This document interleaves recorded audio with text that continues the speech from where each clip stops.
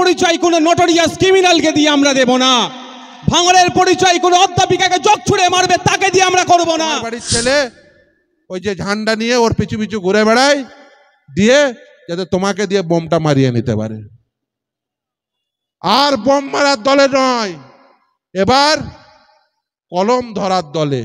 আমরা যা পেয়েছি তা বুক দিয়ে আগলে রাখবো। সবার আইনের বিশেষজ্ঞ মনে করি, আমাদের সবার বড় স্যার আমরা যাকে বলে ডাকি বিকাশ রঞ্জন ভট্টাচার্য মহাশয়, আমাদের হয়ে দাদারা আইনি লড়াই কিন্তু লড়ছে।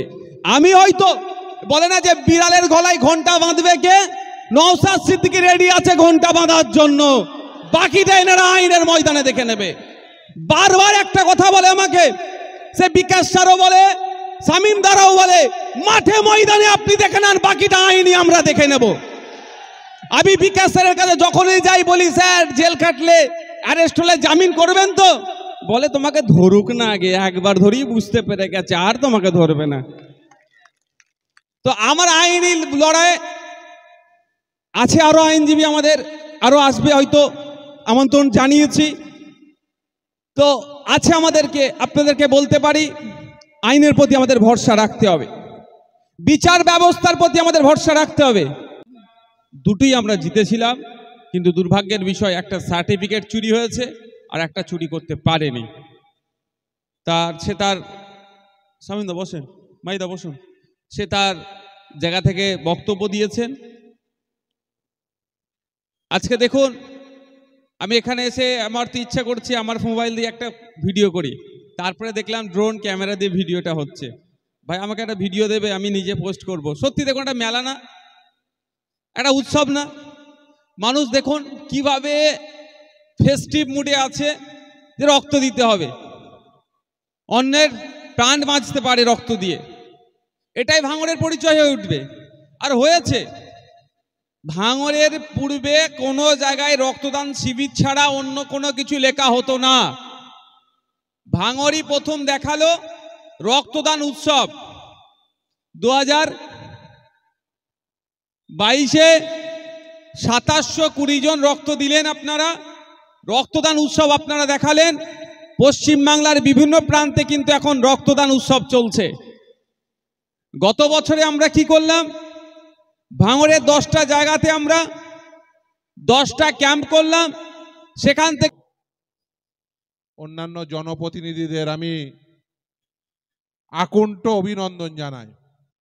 অভিনন্দন এই কারণে নয় যে গতানুগতিকভাবে যে কোনো প্রোগ্রামে এসে অভিনন্দন জানাতে হয় তাই শুধুমাত্র, তার কারণ আপনারা যে আয়োজন করেছেন আমি সত্যি অভিভূত। দেখুন, রক্ত এমন একটি বিষয় যা কোনো কারখানায় তৈরি করা যায় না।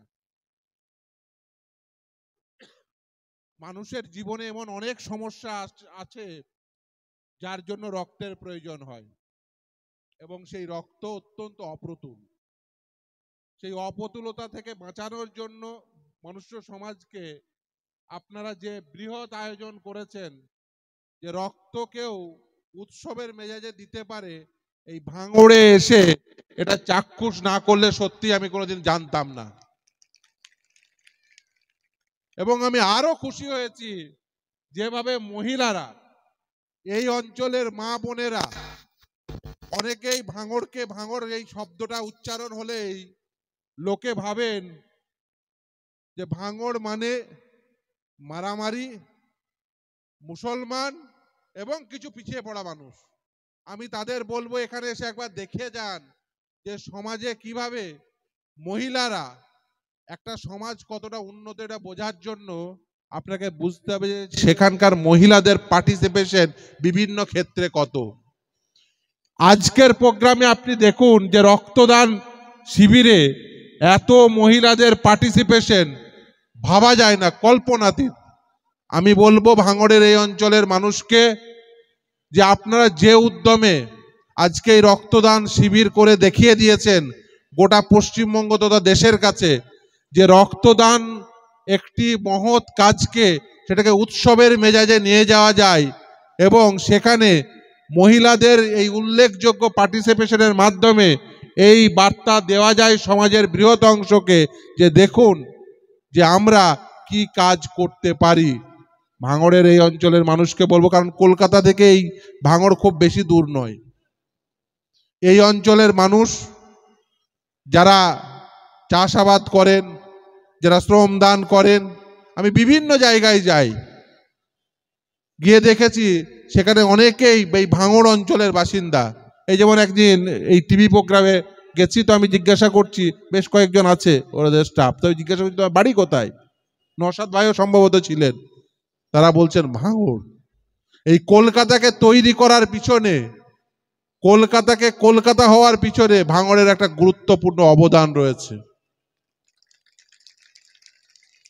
এবং এই ভাঙড় অঞ্চলের মানুষ প্রকৃত অর্থেই যাই প্রচার করা হোক না কেন, কিছু ধান্দাবাজ নেতার জন্য ভাঙড়ের নাম তারা খারাপ করতে চায়।